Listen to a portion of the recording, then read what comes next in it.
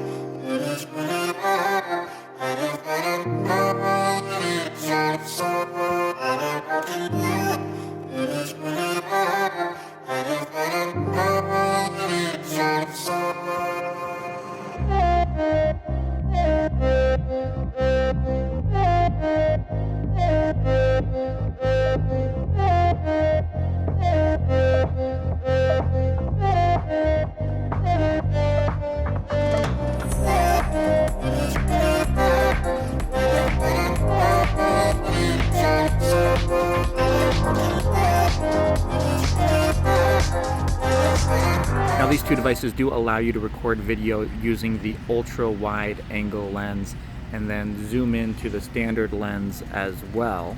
But unfortunately, the Note 10 does not allow you to use the 2x zoom lens like the iPhone does. As you can see here, you can get in a lot closer without having to move in closer with the iPhone 11 Pro. But one of the things that I really love about the Galaxy Note 10 is the super steady shot, which actually makes it look like the phone is being stabilized with a gimbal when you're walking and doing a little bit of running down these stairs here. You can see how much more steady the shot is on the Note 10 versus the iPhone 11 Pro, which is using electronic and optical image stabilization, but it's still not as stable as what you can get on the Note 10.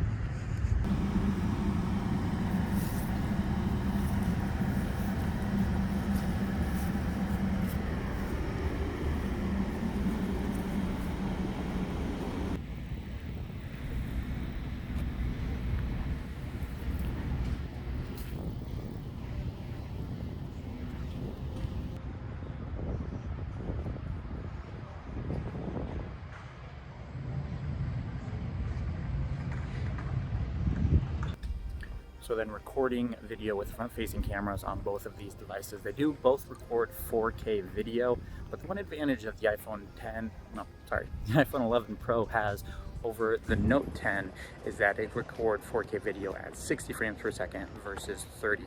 But the Note 10 does have a new feature called Live Focus, which I'm going to turn on right now.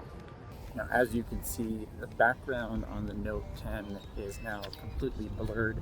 This is due to the Live Focus feature, which allows it to add a couple different effects, similar to what you get from the bokeh effects when we're taking pictures, but now it applies it to videos as well.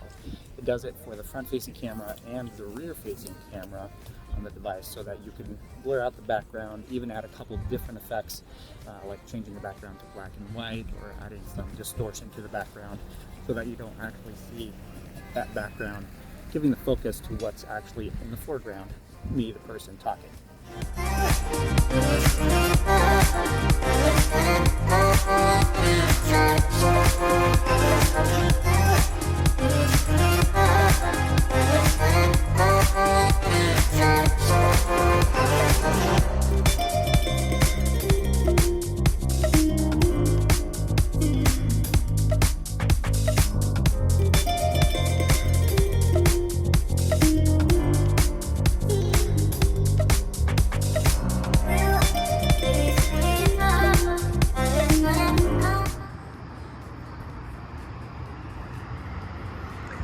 And this here is a video recording with the iPhone 11 Pro and also the Samsung Galaxy Note 10 for low light video recording, to give you an idea of what the optical image stabilization can do and electronic image stabilization with low light capabilities of these two devices.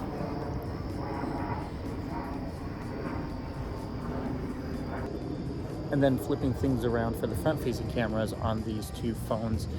The iPhone does have the advantage of having a higher frame rate for the front-facing video capture at 60 frames per second, but the Note 10 also records 4K video just at 30 frames per second. As far as low light capabilities go, you can see they're probably pretty close here, though the iPhone does look to be a little bit brighter in this situation.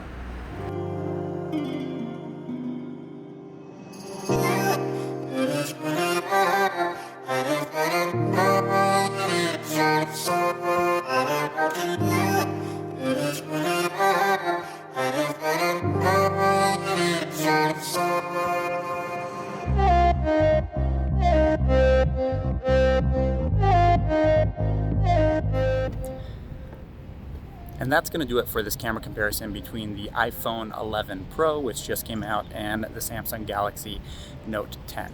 Let me know what you guys think of these two devices and which one you think takes better pictures and videos. Thank you guys so much for watching. If you enjoyed this video, don't forget to give it a thumbs up, subscribe to the channel, and I'll catch you in the next one.